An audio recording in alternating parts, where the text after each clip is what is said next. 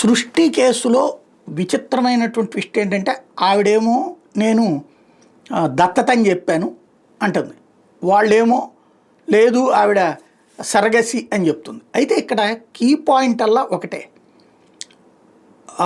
ఎవరైతే ఆ పిల్లల్ని తీసుకువెళ్తున్నారో వాళ్ళకి తెలియని అమాయకులు కాదు.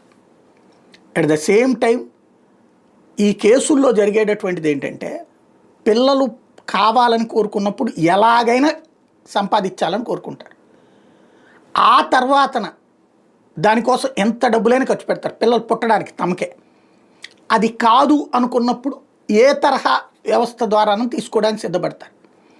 చుట్టుపక్కల వాళ్ళ నుంచి సమస్య వచ్చినప్పుడు, లేకపోతే కనుక డబ్బులు ఎక్కువైనాయి అనిపించినప్పుడు 4 రోజులు పోయాక సమస్యలు వస్తుంటాయి.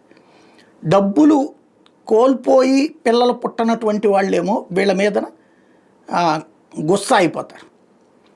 అదే సందర్భంలో పొందినటువంటి వాళ్ళు పరిమితంగా ఉంటారు. ఈ దత్తత లేకపోతే వేరే వాళ్ళ దగ్గర నుంచి పిల్లల్ని తీసుకొచ్చి ఇవ్వడం అనేటటువంటిదే ఇప్పుడు కొత్త దందా. ఇప్పుడు కొత్త దందా ఏంటంటే బిడ్డల్ని ఆల్రెడీ ఎవరెవరైతే పేదలు ఉంటారో ఆ పేదలకు సంబంధించి ఎక్కువ మంది పిల్లల్ని కనమని వాళ్ళని ప్రోత్సహించి ఆ పిల్లల్ని వీళ్ళు తీసుకొచ్చి పిల్లలు లేని వాళ్ళకి ఇస్తున్నారు. అందులో సర్గసి అని కొంతమందికి చెప్తున్నారు, కొంతమందికి వచ్చేటప్పటికి డైరెక్ట్గా మీకు బిడ్డ కావాలంటే ఎంత అవుతుంది అన్నటువంటి అది ఇప్పుడు తాజాగా వెల్లడవుతున్న అంశం.